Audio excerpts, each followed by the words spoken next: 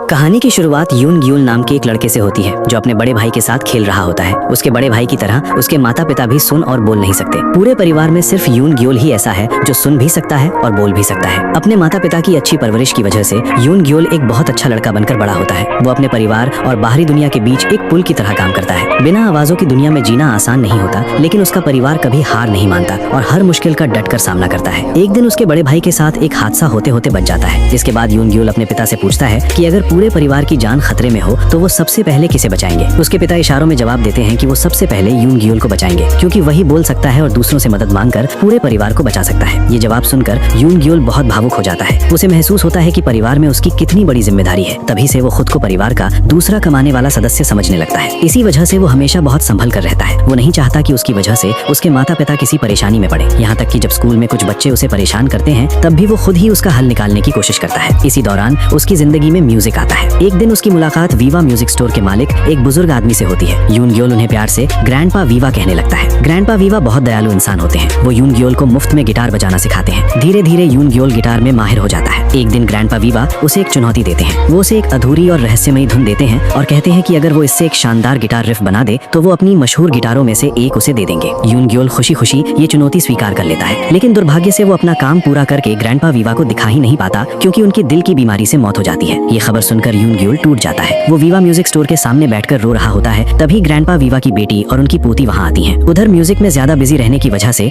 एक बार उसके बड़े भाई की जान भी खतरे में पड़ जाती है। उसका भाई आग में फंस जाता है। हालांकि कोई बड़ा नुकसान नहीं होता, लेकिन यून ग्यूल खुद को इसका जिम्मेदार मानता है। अपराध बोध में वो म्यूजिक से दूरी बना लेता है। कुछ साल बाद यून ग्यूल हाई स्कूल के दूसरे साल में पहुंच जाता है। अब वो एक नॉर्मल यंगस्टर की तरह जिंदगी जी रहा है और अपने माता पिता के सपनों को पूरा करने की कोशिश कर रहा है। वो पढ़ाई में बहुत तेज है और स्कूल में उसकी कई उपलब्धियां हैं। दूसरी तरफ उसका बड़ा भाई ताइक्वांडो में शानदार प्रदर्शन कर रहा है और जल्द ही स्टेट टीम में शामिल होने वाला है। अब उनका परिवार पहले से बेहतर जिंदगी जी रहा है। उनके फ्राइड चिकन के बिजनेस ने उन्हें आर्थिक रूप से मजबूत बना दिया है और परिवार खुशहाल जिंदगी जी रहा है। यून ग्यूल के पिता अपने दोनों बेटों पर बहुत गर्व करते हैं। अब लोग उन्हें पहले की तरह कम नहीं समझते। एक जिम्मेदार बेटे के रूप में यून ग्यूल अपने पिता का सपना पूरा करना चाहता है और डॉक्टर बनना चाहता है, लेकिन दूसरी तरफ उसका दिल अभी भी म्यूजिक के लिए धड़कता है। वो अपनी गिटार लो छिपा कर रखने के लिए एक पब्लिक लॉकर किराए पर लेता है। साथ ही वो अक्सर सड़कों पर गिटार बजाकर लोगों का मनोरंजन करता है। वो अपनी पहचान छुपाने के लिए गुमनाम रहता है। धीरे धीरे उसकी लोकप्रियता बढ़ने लगती है। इसी दौरान उसे स्पाइन 9 नाम के एक इंडी बैंड से ऑफर मिलता है, जिसे वो एक्सेप्ट कर लेता है। स्टेज पर मास्क पहनकर परफॉर्म करना जल्द ही उसकी पहचान बन जाता है और फैंस को ये अंदाज बहुत पसंद आने लगता है। जब स्पाइन 9 की पहचान तेजी से बढ़ने लगती है और उन्हें बड़ा मौका मिलने वाला होता है, तभी यून ग्यूल के सामने एक मुश्किल फैसला आ जाता है। उसे अपने परिवार और अपने बैंड में से किसी एक को चुनना पड़ता है। पहले की तरह वो नहीं चाहता कि म्यूजिक की वजह से उसके परिवार को कोई नुकसान पहुंचे, इसलिए वो म्यूजिक छोड़ने का फैसला कर लेता है। परेशान मन से वो पुराने वीवा म्यूजिक स्टोर के पते पर जाता है। अब वहाँ एक बड़ा घर बन चुका होता है। वो वहाँ पुरानी यादों को ताज़ा करने पहुंचा था। यहीं उसकी मुलाकात से ग्योंग नाम की एक महिला से होती है, जो ग्रैंडपा वीवा की बेटी निकलती हैं। से ग्योंग बताती हैं कि वो हाई स्कूल के समय अमेरिका चली गई थी। अपने पिता की मौत की खबर सुनने के बाद वो अपनी बेटी के साथ वापस कोरिया लौट आई। शुरुआत में वो यून ग्यूल को पहचान नहीं पाती, लेकिन बाद में उन्हें याद आता है कि यही वही छोटा लड़का है जो उनके पिता की म्यूजिक स्टोर में आया करता था। फिर से ग्योंग एक बड़ा राज बताती है। ग्रैंडपा वीवा ने अपनी मौत से पहले एक वसीयत लिखी थी, जिसमें उन्होंने अपनी खास गिटारों में से एक यून ग्यूल को देने की इच्छा जताई थी। इतने सालों तक से ग्योंग उस गिटार का ध्यान रखती रही और अब आखिरकार वो उसे यून ग्यूल को सौंप देती है। ये सुनकर यून ग्यूल की आंखों में आंसू आ जाते हैं। उसे महसूस होता है कि ग्रैंडपा वीवा ने उसकी प्रतिभा को सच में पहचाना था। ये वसीयत उसे एक नया जवाब देती है। उसे समझ आता है कि वो म्यूजिक के जरिए भी अपने माता पिता को गर्व महसूस करा सकता है। आखिरकार यून ग्यूल अपने दिल की सुनता है और दोबारा स्पाइन 9 में शामिल हो जाता है। लेकिन उसकी जिंदगी में एक नई समस्या आ जाती है। बैंड का एक मेंबर बीमार पड़ जाता है। अपने दोस्त की मदद करने के लिए यून ग्यूल दवा खरीदने जाता है, लेकिन उसकी इस मदद को एक ऐसा व्यक्ति गलत समझ लेता है जो पहले से ही उसके परिवार को पसंद नहीं करता था, और यहीं से उसकी जिंदगी में एक नई मुसीबत की शुरुआत हो जाती है। उसे लगने लगा था कि यून ग्यूल गलत लड़कों के साथ घूमता है और नशे जैसी गैर कानूनी चीजों में भी पड़ गया है। इसलिए उसने ये बात यून ग्यूल के माता पिता को बता दी। जब यून ग्यूल के पिता को ये सब पता चला तो वे बहुत निराश हुए। कैफे में एक परफॉर्मेंस खत्म होने के बाद उन्होंने तुरंत अपने बेटे से बात की। उन्होंने पूछा कि आखिर उसने पहले कभी ये क्यों नहीं बताया कि उसे म्यूजिक इतना पसंद है। यून ग्यूल ने कहा कि उसे डर था कि अगर वो सच बताएगा तो उसके पिता उससे नाराज हो जाएंगे, लेकिन उसके पिता ने कहा कि अगर वो सच में म्यूजिक को लेकर सीरियस है तो सबसे पहले उसे अपने पिता को मनाने की कोशिश करनी चाहिए। यही उसके सम्मान की असली निशानी होगी। ये सुनकर यून ग्यूल चिढ़ गया। गुस्से में उसने कह दिया कि वो अपने पिता को म्यूजिक के बारे में कैसे समझाए जब वे सुन ही नहीं सकते। लेकिन ये बात कहते ही उसे अपनी गलती का एहसास हो गया। उसे समझ आ गया कि उसकी बात से उसके पिता का दिल दुखा है। अपने दिमाग को शांत करने के लिए यून ग्यूल बाहर निकल गया। तभी उसके साथ एक अजीब घटना हुई और वो एक रहस्यमयी म्यूजिक स्टोर में पहुंच गया, जिसका नाम था ला विदा म्यूजिक। उस जगह को देखकर उसे अपने बचपन का वीवा म्यूजिक स्टोर याद आ गया। गुस्से और परेशानी में उसने अपनी गिटार एक अजीब से दुकानदार को बेचने का फैसला किया। दुकानदार ने उसे कुछ पैसे दिए और साथ में एक रिटर्न कूपन भी दिया ताकि अगर वो अपना फैसला बदल दे तो गिटार वापस ले सके।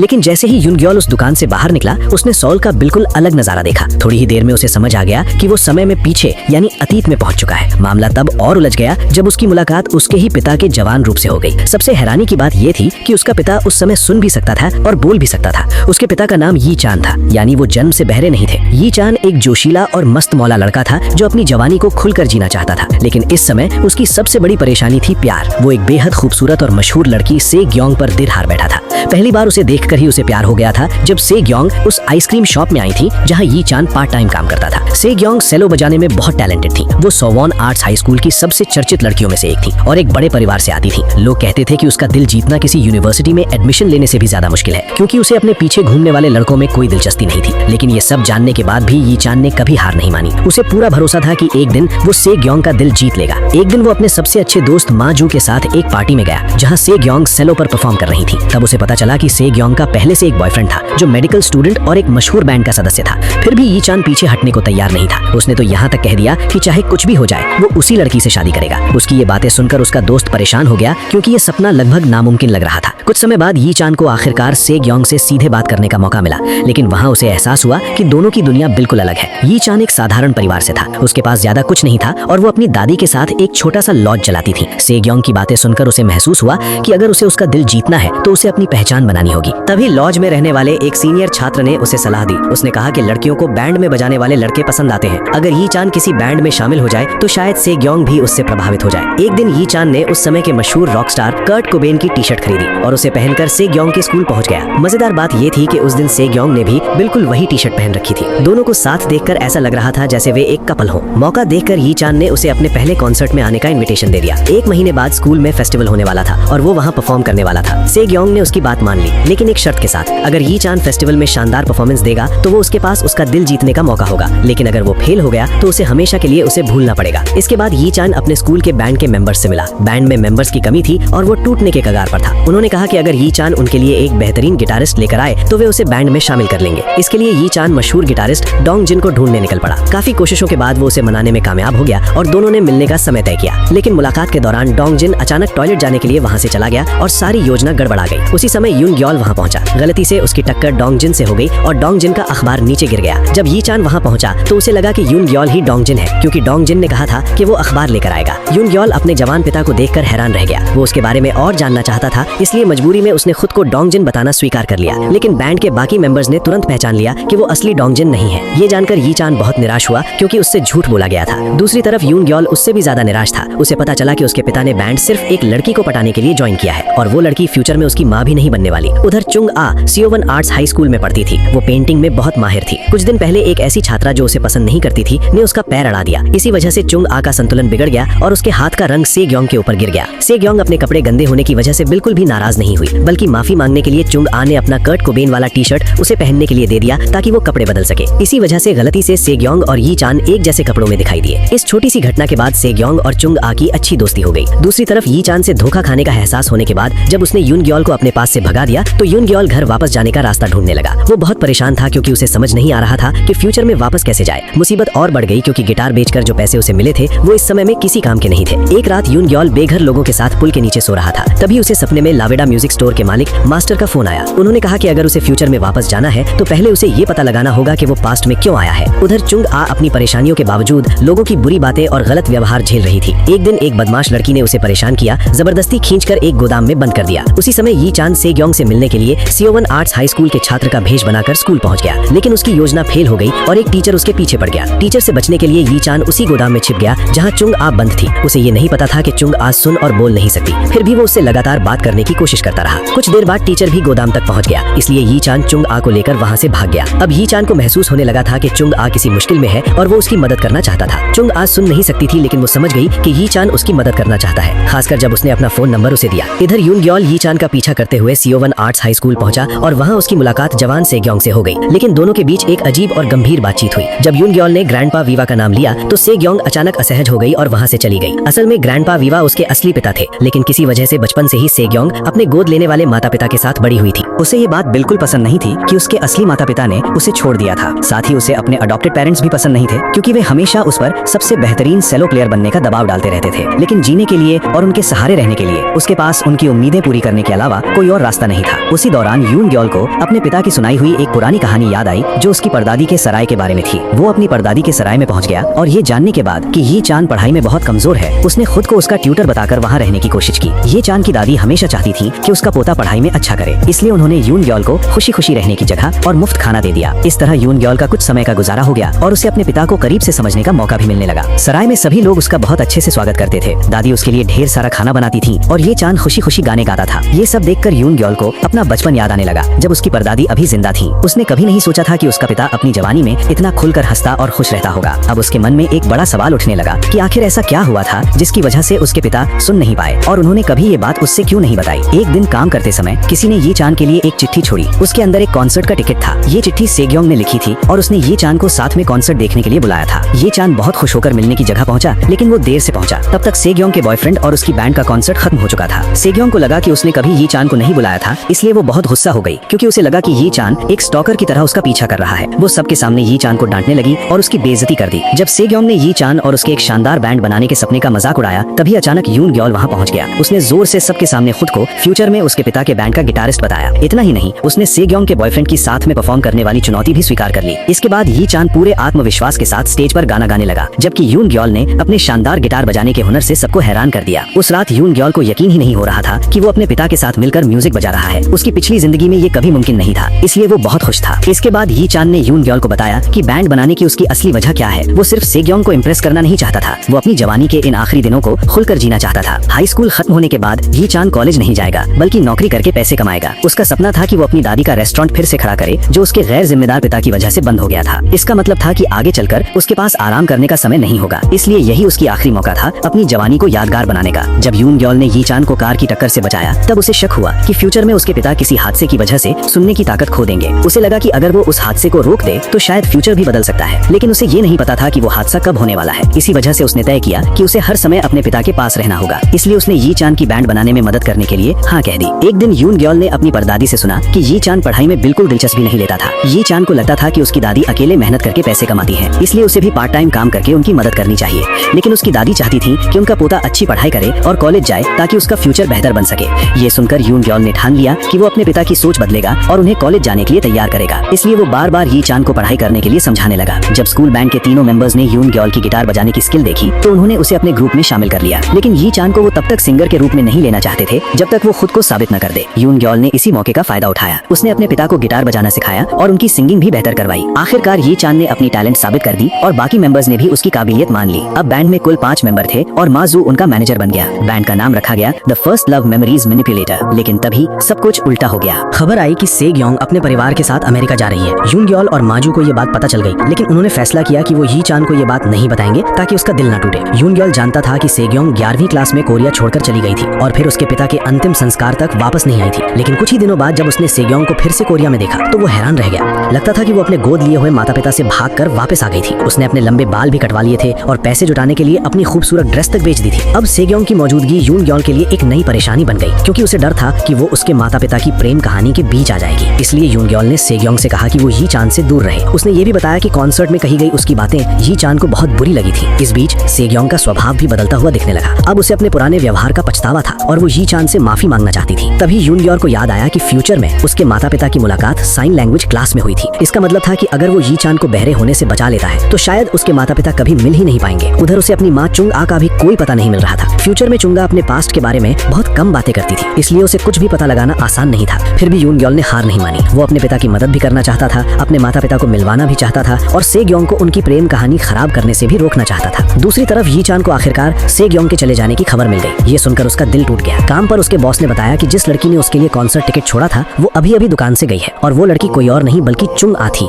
ये चांद को उस पर बहुत गुस्सा आया। उसे लगा कि कॉन्सर्ट टिकट और नकली चिट्ठी देकर चुंग आ ने उसे बेवकूफ बनाया है। ये चांद को यकीन था कि चुंगा ने मजाक करने के लिए वो नकली खत लिखा था, क्योंकि पूरे स्कूल को पता था कि वो सेग्योंग को पसंद करता है। जब चुंगा उसकी शिकायतें सुन नहीं पाई और वहाँ से जाने लगी तो ये चांद को लगा कि उसकी कोई परवाह नहीं है। गुस्से में उसने चिल्लाकर कह दिया कि वो बहरी है। हालांकि चुंगा उसकी आवाज नहीं सुन सकी, लेकिन उसके इशारे समझ गई। ये बात उसके दिल को बहुत लगी और वो दुखी होकर वहाँ से चली गई। थोड़ी देर बाद बारिश शुरू हो गई और चुंगा एक टेलीफोन बूथ के पीछे अकेले खड़ी रोती रही। जब ये चांद को अपने बॉस से पता चला कि चुंगा सच में सुन नहीं सकती तो उसे अपनी गलती का एहसास हुआ और उसे बहुत पछतावा हुआ। इसके बाद वो चुंगा को ढूंढने निकल पड़ा।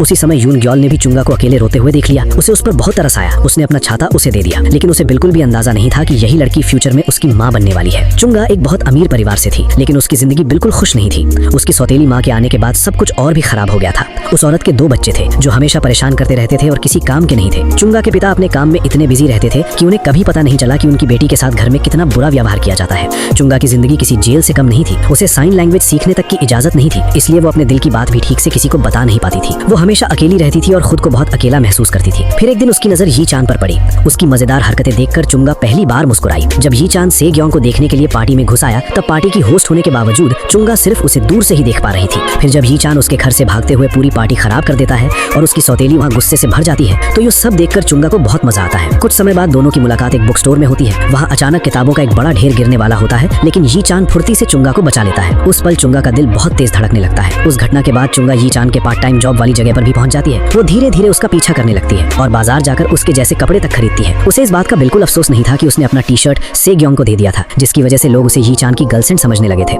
लेकिन उसके मन में हमेशा एक सवाल रहता था, अगर वही वो टी शर्ट पहनती तो क्या यी चान उससे मिलने आता। एक दिन जब चुंगा को एक गोदाम में बंद कर दिया जाता है और वो बहुत परेशान होती है, तभी एक बार फिर यी चान उसके सामने आ जाता है और उसकी मदद करता है। उसी पल चुंगा को एहसास होता है कि वो यी चान से प्यार करने लगी है, लेकिन जल्द ही उसे पता चलता है कि यी चान तो सेग्योंग को पसंद करता है। जब चुंगा को ये खबर मिलती है कि सेग्योंग अमेरिका जाने वाली है, तो उसे लगता है कि यी चान बहुत दुखी होगा। उसे उसके लिए बुरा महसूस होता है। फिर एक दिन सेग्योंग उसे साथ में कॉन्सर्ट जाने का इनविटेशन देती है, लेकिन चुंग आ वो इनविटेशन खुद रखने की बजाय यी चान को दे देती है, ताकि उसे अपने सपनों की लड़की से आखिरी बार मिलने का मौका मिल सके। वो ये सब सिर्फ इसलिए करती है क्योंकि वो यी चान का शुक्रिया अदा करना चाहती थी, लेकिन लगता है कि यी चान उसकी अच्छी नीयत को समझ नहीं पाया और उसने सब कुछ गलत समझ लिया। इसके बाद आखिरकार यी चान की मुलाकात सेग्योंग से होती है। सेग्योंग उससे बात करना चाहती थी, लेकिन यी चान पहले चुंग आ को ढूंढकर उससे माफी मांगना चाहता था। हालांकि उसकी सारी कोशिशें बेकार चली जाती हैं। बाद में वो सेग्योंग से बात करता है और सेग्योंग उससे माफी मांगती है। सेग्योंग के बदले हुए व्यवहार से यी चान बहुत खुश हो जाता है, लेकिन दूसरी तरफ यून ग्योल परेशान था। वो बार बार सोच रहा था कि सेग्योंग आखिर कोरिया वापस क्यों आई है, मगर सेग्योंग कभी इसका जवाब नहीं देती, जिससे यून ग्योल और ज्यादा परेशान हो जाता है। हालात तब और उलझ जाते हैं जब सेग्योंग अचानक यी चान के साथ बहुत अच्छा व्यवहार करने लगती है। यून ग्योल को डर था कि कहीं उसके पिता फिर से सेग्योंग के प्यार में ना पड़ जाएं, इसलिए जब भी यी चान उसके पास जाने की कोशिश करता, यून ग्योल बीच में आ जाता। सेग्योंग ने ये सब देखा तो उसे लगा कि यून ग्योल उसे पसंद करता है और ये चान के साथ देखकर जलता है। यून ग्योल ने भी इस बात को तुरंत नहीं नकारा, जिससे ऐसा लगने लगा कि शायद उसके दिल में भी सेग्योंग के लिए थोड़ी बहुत फीलिंग्स हैं। और सच कहें तो सेग्योंग इतनी प्यारी थी कि उसे नजरअंदाज करना आसान नहीं था। फिर एक नई परेशानी खड़ी हो जाती है। सेग्योंग के कहने पर यी चान फेस्टिवल के गाने का टाइटल ही बदल देता है। वो सेग्योंग के प्यार में इतना खो चुका था कि उसे कुछ और दिखाई ही नहीं दे रहा था। यून ग्योल को उसका ये रवैया बिल्कुल पसंद नहीं आता, इसीलिए वो बैंड छोड़ देता है और सराय से भी निकल जाता है। उसी रात यून ग्योल की मुलाकात ड्रीमलैंड के मास्टर से होती है। मास्टर उसे बताते हैं कि 1995 में आने के बाद से फ्यूचर बदलना शुरू हो गया है। इसका मतलब था कि यून ग्योल का टाइम ट्रैवल सच में फ्यूचर को बदल सकता है, लेकिन फिर भी यून ग्योल को समझ नहीं आ रहा था कि उसके साथ ये सब आखिर क्यों हो रहा है। धीरे धीरे एक और बड़ा राज सामने आता है। यून ग्योल अकेला टाइम ट्रैवलर नहीं है। जिस लड़की को सब सेग्योंग समझ रहे थे, वो असल में कोई और थी। वो थी यून यू, जो साल 2023 से आई थी। और सबसे चौंकाने वाली बात ये थी कि वो असली सेग्योंग की इकलौती बेटी थी। असल कहानी में सेग्योंग हमेशा अपनी गोद लेने वाली माँ की बात मानती रही और दुनिया की सबसे बेहतरीन सेलो प्लेयर बनने की कोशिश करती रही। बाद में उसे इस करियर में सफलता भी मिली। अमेरिका जाने के बाद उसने एक डॉक्टर से शादी की और यून यू को जन्म दिया, लेकिन धीरे धीरे उसे अपनी जिंदगी पर पछतावा होने लगा। शादी और परिवार की वजह से उसे सेलो बजाना छोड़ना पड़ा और उसका करियर धीरे धीरे खत्म होने लगा। फिर उसने अपने सारे अधूरे सपने यून यू पर थोप दिए। उसे ये एहसास ही नहीं हुआ कि उसकी बेटी खुद को कैद महसूस करने लगी है। यून यू को सेलो बजाने में कोई खुशी नहीं मिलती थी। उसे लगता था कि उसकी माँ उसे सिर्फ अपने पुराने सपनों को पूरा करने का जरिया बना रही है। ऊपर से उसकी माँ अब शराब की लत में भी फंस चुकी थी। कुछ समय बाद सेग्योंग और उसके पति का तलाक हो जाता है। इसके बाद माँ बेटी वापस कोरिया आ जाती है। पछतावे में डूबी सेग्योंग अक्सर अपने पहले प्यार की बातें करती रहती थी, जो कभी एक बैंड का हिस्सा था। ये सब सुन सुनकर यून यू को लगने लगा कि शायद उसकी मौजूदगी किसी को नहीं चाहिए। गुस्से में आकर वो अपने पिता के पास अमेरिका चली जाती है, लेकिन वहाँ पहुंचकर उसे पता चलता है कि उसके पिता ने दूसरी शादी कर ली है। ये जानकर वो और ज्यादा टूट जाती है और खुद को पूरी तरह अकेला महसूस करने लगती है। वो अपने पिता की कॉल्स तक नजरअंदाज कर देती है और अकेले बैठकर रोती रहती है। उस समय उसके मन में ये ख्याल आता है कि शायद उसे पैदा ही नहीं होना चाहिए था। फिर एक अजीब घटना उसे लावेडा म्यूजिक स्टोर तक पहुंचा देती है। यून ग्योल की तरह यून यू भी अपना सेलो बेचकर कुछ पैसे लेती है और स्टोर से बाहर निकलते ही वो भी समय में पीछे चली जाती है।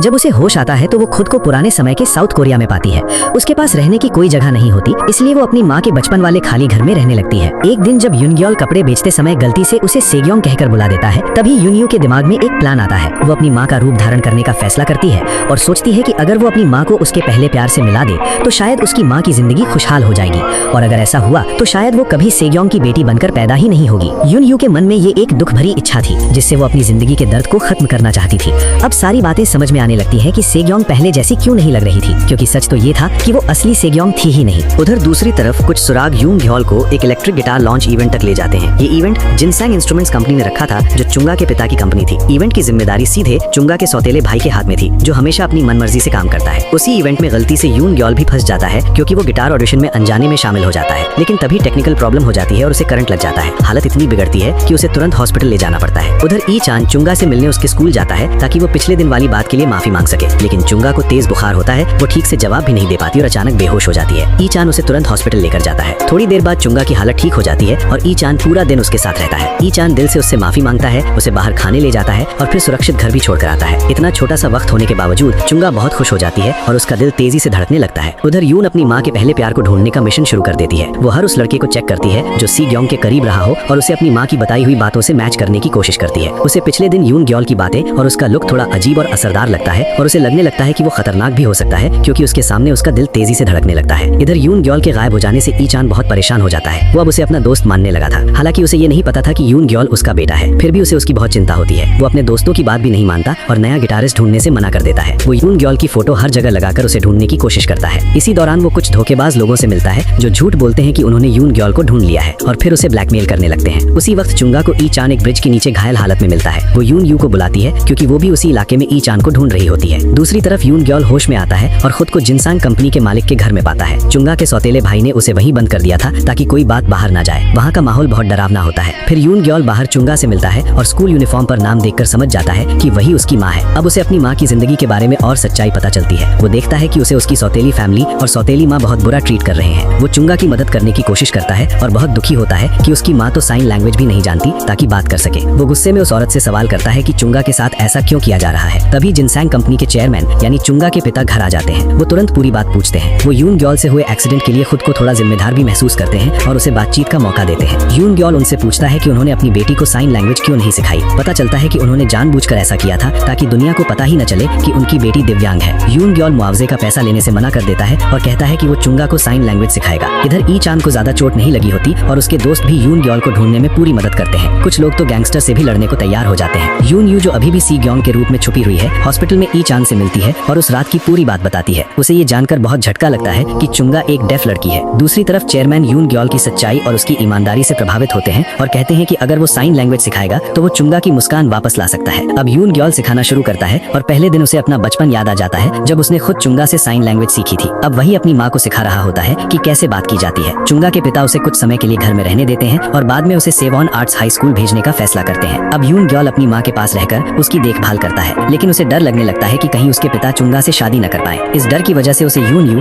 थोड़ी अजीब लगने लगती है। उधर यून यू जब यून ग्योल से मिलती है तो वो उसके बारे में ई चान को बता देती है और पता लगाती है कि वो सेवॉन आर्ट्स हाई स्कूल में है। यून यू अभी भी अपने मिशन में लगी है, लेकिन उसे समझ नहीं आ रहा कि असली पहला प्यार ई चान है या यून ग्योल। वो अपनी माँ की यूनिफॉर्म पहनकर स्कूल में घुस जाती है ताकि यून ग्योल के करीब जा सके। वो उससे पूछती है कि वो उसे क्यों नापसंद करता है और उसे ई चान से दूर क्यों रखता है। उसी समय ई चान अपने दोस्तों के साथ स्कूल आ जाता है और यून ग्योल को फिर से अपने बैंड में लाने के लिए हंगामा कर देता है। यून ग्योल मान जाता है, लेकिन एक शर्त रखता है कि ई चान सेग्योंग से दोबारा नहीं मिलेगा, क्योंकि उसे भी उससे पसंद है। ई चान ये बात नहीं मानता और दोनों में लड़ाई हो जाती है। इस पूरे हंगामे को चुंगा दूर से देख रही होती है और परेशान हो जाती है। टीचर आ जाते हैं और सब लोग भाग जाते हैं। इसी बीच यून ग्योल से पूछती है कि उसने प्यार की बात झूठ क्यों कही। यून ग्योल असल में उसे पसंद नहीं करता था, लेकिन वो झूठ बोल देता है कि उसे पसंद है। टीचर दोनों को पकड़ लेते हैं और उन्हें चुंगा की सौतेली माँ के पास ले जाते हैं। यून यू अपनी चालाकी से उसे समझा देती है कि बात आगे न बढ़े और उसे वापस स्कूल जाने की इजाजत मिल जाती है। यून ग्योल के प्यार के इजहार को एक्सेप्ट नहीं करती और बोलती है कि उसे फैसला लेने के लिए स्प्रिंग फेस्टिवल तक का टाइम चाहिए। क्लू के हिसाब से लगता है कि उस फेस्टिवल के दिन यून ग्योल की फर्स्ट लव को एक गाना परफॉर्म करना था जो उसके दिल को जीत सके, और उसी दिन यून यू तय करेगी कि यून ग्योल ही उसके लिए सही है या नहीं। फिर यून ग्योल और यी चान तय करते हैं कि वो स्टेज पर फेयर कंपटीशन करेंगे। जो भी स्टेज पर सबसे ज्यादा इंप्रेसिव दिखेगा और परफॉर्म करेगा उसके पास सेग्योंग का दिल जीतने का मौका होगा। यी चान इस चैलेंज को एक्सेप्ट कर लेता है क्योंकि उसने गिटार और सिंगिंग अच्छी तरह सीख ली है। दूसरी तरफ यून ग्योल कंफ्यूज रहता है कि चुंग आ उससे नाराज क्यों है। बाद में उसे पता चलता है कि चुंग आ को पहले से ही यी चान पसंद है और वो यून ग्योल से इसलिए गुस्सा है क्योंकि उसने फील्ड फाइट में यी चान को मारा था। अब यून ग्योल तय करता है कि वो चुंग आ और यी चान को करीब लाएगा। इसके लिए वो चुंग आ को अपने बैंड फ्रेंड्स के साथ हैंग आउट पर ले जाता है ताकि चुंग आ यी चान को अच्छे से जान सके। इसी बीच यून यू को बेसिक साइन लैंग्वेज समझ आने लगती है क्योंकि फ्यूचर में उसने अपनी डेफ दोस्त से सीखा था। इस वजह से वो चुंग आ से बात कर पाती है और दोनों खुश हो जाती है। एक दिन मास्टर का कॉल आता है जो बोलता है कि उसने यून ग्योल की मदद के लिए किसी को भेजा है, लेकिन उससे पहले यून ग्योल को भी उस इंसान की मदद करनी होगी। ये मैसेज यून ग्योल के लिए एक पहेली जैसा होता है, लेकिन उसे थोड़ी उम्मीद मिलती है। फिर यून ग्योल यून यू को कंट्री साइड में बाइक राइड पर ले जाता है, लेकिन बीच में बाइक का पेट्रोल खत्म हो जाता है। ठंडी और अकेली रात में यून ग्योल अपनी जैकेट यून यू को देता है और उससे पूछता है कि क्या वो यी चान की जगह उसे चुन सकती है। तब साफ होता है कि यून ग्योल सच में उसे पसंद करता है और उसकी फीलिंग्स सच्ची है। पहले यून ग्योल सोचता था कि से ग्योंग यानी यून यू उम्र में उससे बड़ी है,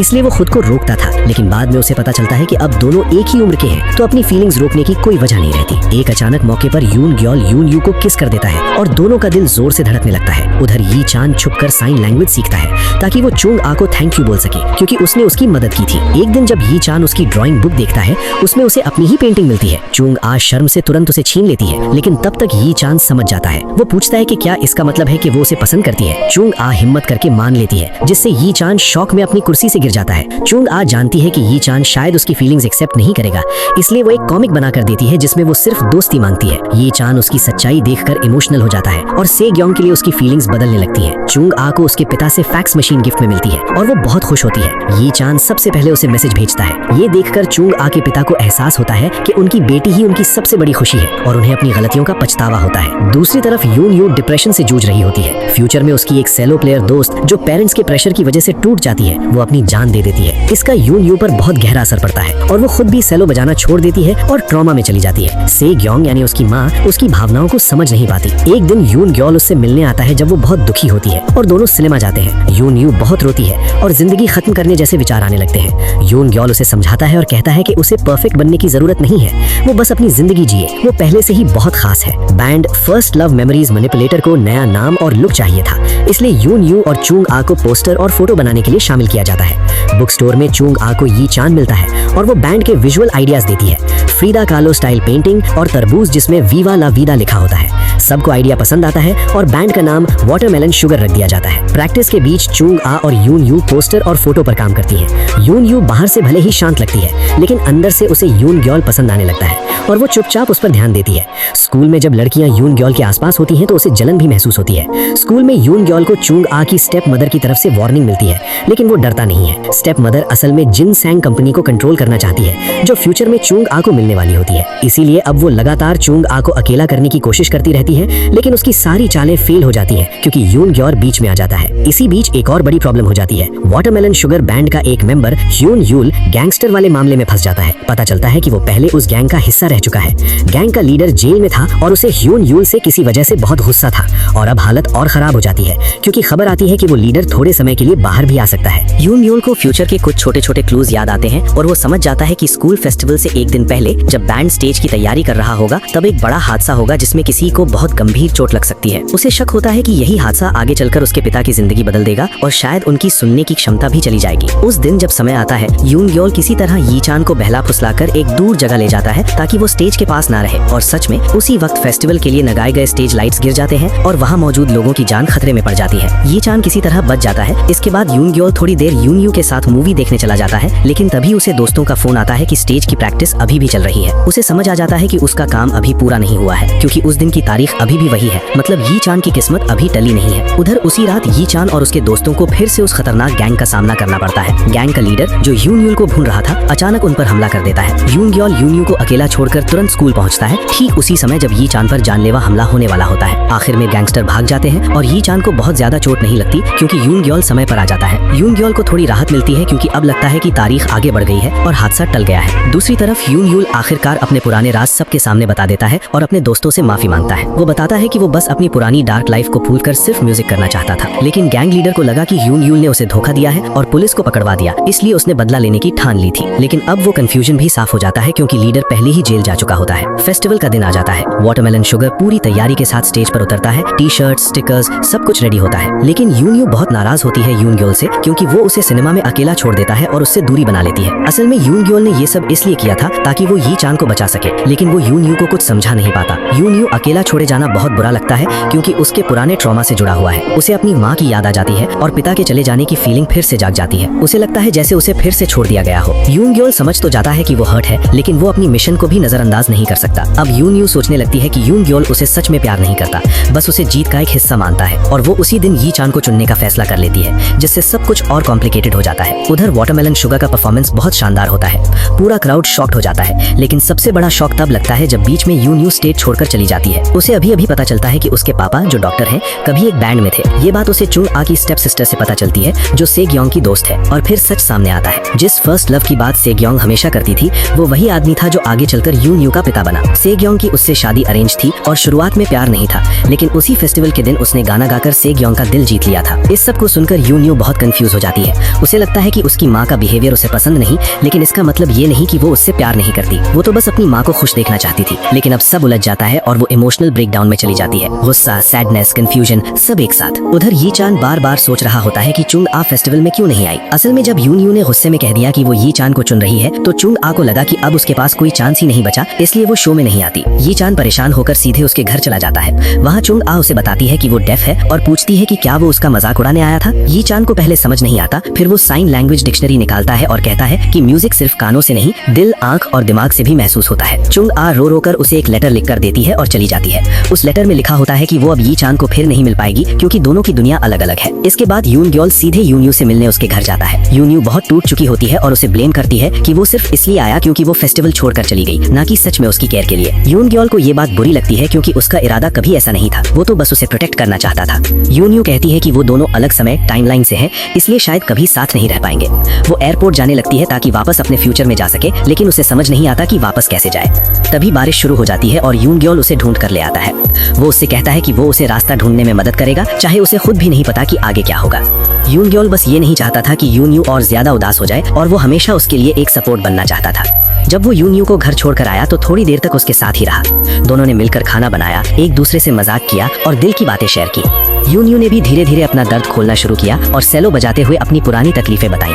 यून ग्योल घर लौटकर बहुत खुश था क्योंकि यून यू ने उसकी मौजूदगी को फिर से स्वीकार कर लिया था। लेकिन ये सुकून ज्यादा देर नहीं चला। मास्टर ने बता दिया कि उसके वापस जाने का समय करीब आ रहा है। इसके बाद जो हुआ उसमें यून यू ने सेग्योंग की तरफ से यी चान से मिलना शुरू किया। यी चान पहले से ही समझ चुका था कि उसका प्यार एक तरफा है। वो फेस्टिवल से पहले ही उस लड़की पर ध्यान दे रहा था, और जब उसने देखा कि वो यून ग्योन को पसंद करती है तो उसे सच्चाई समझ आ गई। यून यू को गिल्ट महसूस हुआ, लेकिन यी चान को अपने फीलिंग्स का कोई पछतावा नहीं था। वो तो उल्टा उसका शुक्रिया अदा कर रहा था कि उसने उसकी जवानी को इमोशंस और यादों से भर दिया। धीरे धीरे उसका दिल सेग्योंग से हटकर चुंग आ की तरफ जाने लगा। यी चान को कई ऐसे मौके मिले जब उसने चुंग आ को नोटिस किया। जब उसने उसे सड़क पर बिल्लियों को खाना देते देखा तो उसका दिल पिघल गया। फिर वो उसके पीछे पेंटिंग क्लास तक गया, और जब उसने उसे बाल बांधते देखा तो वो और आकर्षित हो गया। फिर एक लड़का चुंग आ को परेशान करने लगता है। जब चुंग आ उसे इग्नोर करती है तो वो अपने दोस्तों के साथ उसका मजाक उड़ाता है। ये बात जब यी चान को पता चलती है तो वो उन सबको बुरी तरह पीट देता है और मामला पुलिस तक पहुंच जाता है। उसकी दादी आकर उसे बचा लेती है। चुंग आ आभारी होती है, लेकिन फिर भी वो यी चान से दूर रहती है। एक रात चुंग आ को सरप्राइज होता है जब उसे एक फैक्स मिलता है जिसमें उसे बैंड प्रैक्टिस रूम में यी चान से मिलने को कहा जाता है। वो डरते हुए वहाँ जाती है, लेकिन वहाँ पता चलता है कि ये सब यी चान का प्लान था। यी चान एक नोटबुक लेकर आता है और हर पेज पलटकर उससे पूछता है कि उसने कैसे उसका दिल जीता और फिर उसे छोड़ दिया। वो बताता है कि वो फेस्टिवल वाले दिन उसके लिए गाना गाना चाहता था, लेकिन अब वो आज ही गाएगा। वो चुंग आ के लिए एक स्पेशल गाना गाता है जो मुश्किलों का सामना करने के बारे में होता है, और उसके सारे लिरिक्स साइन लैंग्वेज में भी समझाता है। चुंग आ रोने लगती है। जब यी चान आखिरी लाइन भूल जाता है तो चुंग आ उसके पास जाकर उसे जोर से गले लगा लेती है और ज्यादा रोने लगती है। फिर सब लोग विला ट्रिप पर जाते हैं। ट्रेन में यून ग्योल को मास्टर का कॉल आता है। मास्टर उसे बताता है कि उसने एक और टाइम ट्रैवलर उसकी मदद के लिए भेजा है और उसका वापस जाने का समय करीब है। उसी वक्त यून ग्योल को भी अपने फोन पर एक रहस्यमय सिग्नल मिलता है। दोनों एक दूसरे को देखकर समझ जाते हैं कि दोनों टाइम ट्रैवलर हैं। वो स्टेशन पर उतर जाते हैं ताकि ये चांद से बच सकें जो उन पर शक करने लगा था। फिर दोनों अपनी असली पहचान बताते हैं और समझते हैं कि उन्हें पास्ट में क्यों भेजा गया है। यून ग्योल को लगता है कि उसका मिशन यी चान को बचाना और अपने पेरेंट्स को मिलाना है। चुंग आ के लिए यी चान एक बिल्ली ढूंढ कर लाता है ताकि वो अकेली महसूस न करे। वो बहुत खुश होती है और बिल्ली का नाम रखती है। वो साइन लैंग्वेज में यी चान के लिए एक निकनेम भी बनाती है, क्लियर वॉइस, क्योंकि उसे लगता है उसकी आवाज बहुत खास है जो वो सुन नहीं सकती लेकिन महसूस कर सकती है। यी चान बहुत इमोशनल हो जाता है। वो हमेशा चुंग आ को देखता रहता है और जाते वक्त उसका हाथ पकड़कर उसे किस कर देता है। सभी लोग अपनी खुशी के पल एंजॉय कर रहे होते हैं और तभी एक बूढ़ा आदमी आता है जो म्यूजिक स्टोर का मालिक होता है। वो वही इंसान होता है जिसका पहले वाटरमेलन शुगर बैंड से कनेक्शन था। वो एक लेजेंडरी गिटारिस्ट भी रह चुका होता है। यून ग्योल को ये सब पता नहीं होता और वो उसे बस एक आम अंकल समझता है। वो अंकल भी कंफ्यूज होता है क्योंकि उसे लगता है चुंग आ असल में सेग्योंग है, लेकिन वो उसे पहचान नहीं पाती। ट्रिप के बाद घर लौटकर चुंग आ को उसकी स्टेप मदर फिर से टॉर्चर करती है और उसे अटारी में बंद कर देती है। लेकिन अब वो पहले जैसी अकेली नहीं होती, उसके पास दोस्तों की ताकत होती है। यून ग्योल जब ये सब देखता है तो गुस्सा हो जाता है। वो सीधे जाकर चुंग आ को वहाँ से निकाल लेता है और ये चान के घर ले जाता है। वहाँ ये चान की दादी उसे संभालती है। सब बहुत इमोशनल हो जाता है। उधर यून यू को भी पता चलता है कि ग्रैंडपा वीवा का पास्ट काफी कॉम्प्लिकेटेड था और उसकी लाइफ एक स्कैंडल की वजह से बर्बाद हो गई थी। धीरे धीरे यून यू को समझ आता है कि उसकी और सेग्योंग की कहानी आपस में जुड़ी हुई है। आखिर में यून यू समझती है कि उसका पास्ट में आना किसी न किसी वजह से जुड़ा है और सब कुछ एक दूसरे से कनेक्टेड है।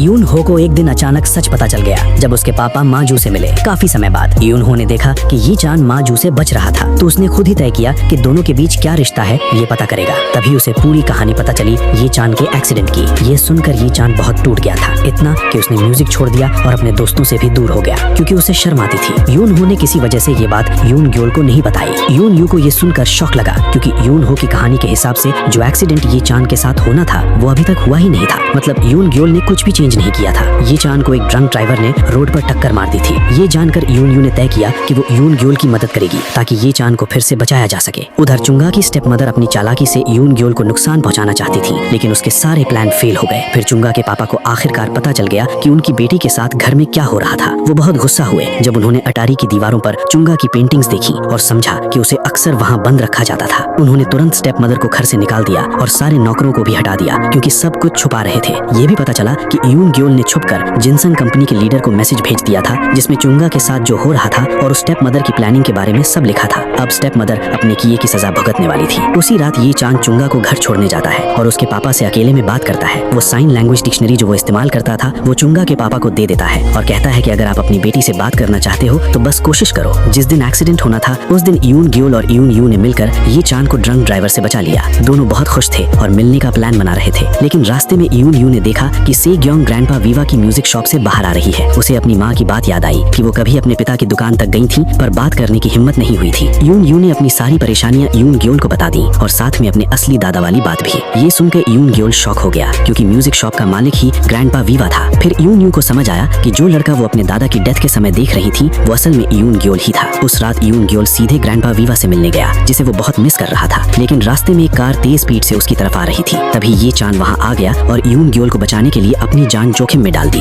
एक्सीडेंट से पहले ये चांद अपने रूम में एक सॉन्ग बना रहा था। यून ग्योल को लगा कि ये वही मिस्ट्री म्यूजिक है जो ग्रैंडपा वीवा ने कभी उसे दिया था और उसे चैलेंज दिया था कि इसका रिफ बनाओ। बाद में पता चला कि वो म्यूजिक असल में ये चांद नहीं बनाया था और यून ग्योल ने उस म्यूजिक को पूरा करने में मदद की थी। ओरिजिनल टाइमलाइन में ये चांद अकेले म्यूजिक बनाता है और कैसेट ले जाते वक्त एक्सीडेंट हो जाता है। कैसेट फिर भी ग्रैंडपा वीवा तक पहुंच जाता है और वहीं से सारी उदासी शुरू होती है। अब नए टाइमलाइन में ये चांद का कैसेट एक्सीडेंट के समय गिर जाता है और ग्रैंडपा वीवा उसे उठा लेता है। मतलब वो साइकिल फिर भी पूरी तरह टूटती नहीं। ग्रैंडपा वीवा से मिलकर यून यू यानी सेग्योंग बनकर पूछती है कि उन्होंने उसकी माँ को क्यों छोड़ा और अडॉप्शन क्यों होने दिया। ग्रैंडपा वीवा रोते हैं और कहते हैं कि उन्हें पता ही नहीं था। बाद में पता चला कि वो मौजूद है। यून यू बताती है कि अडॉप्टिव पेरेंट्स के साथ वो अंदर से बहुत दुखी थी, बस बाहर से नॉर्मल लगती थी। वो अपने दादा से कहती है कि अगर कभी उन्हें कोई ऐसा लड़का मिले जो उसके जैसा हो तो उन्हें कहना चाहिए कि उनका छोड़ने का कोई इरादा नहीं था। इस बात से यून यू चाहती है कि उसकी माँ की लाइफ बेहतर हो और वो अबैंडन्ड फील न करे। इधर यून ग्योल गिल्ट में डूब जाता है। वो लगभग तय कर लेता है कि 2023 में वापस नहीं जाएगा और टाइमलाइन से गायब हो जाता है। बाद में पता चलता है कि ये चांद को जिस ड्राइवर ने टक्कर मारी थी वो चुंगा के स्टेप ब्रदर था। वो यून ग्योल से नाराज था क्योंकि उसने उसकी माँ का प्लान फेल कर दिया था। उसे अरेस्ट कर लिया जाता है, लेकिन यी चांद को गंभीर सिर की चोट के बाद सुनने की शक्ति चली जाती है। जब यी चांद सर्जरी के बाद होश में आता है और समझता है कि वो सुन नहीं सकता, सब लोग बहुत दुखी हो जाते हैं। उसकी दादी को देखकर उसके आंसू नहीं रुकते। यून ग्योल इतना गिल्ट महसूस करता है कि वो कमरे से बाहर चला जाता है क्योंकि उसे लगता है कि सब कुछ उसकी वजह से बिगड़ा है और कुछ भी नहीं बदला। लेकिन यून यू उसे समझाती है कि उसकी सारी कोशिशें बेकार नहीं गई हैं। यून ग्योल ने उसे मुसीबत से बचा लिया और चुंग आ को आखिरकार अपने पापा का प्यार मिल गया। फिर यून यू ने बताया कि यून हो ने कभी यून ग्योल को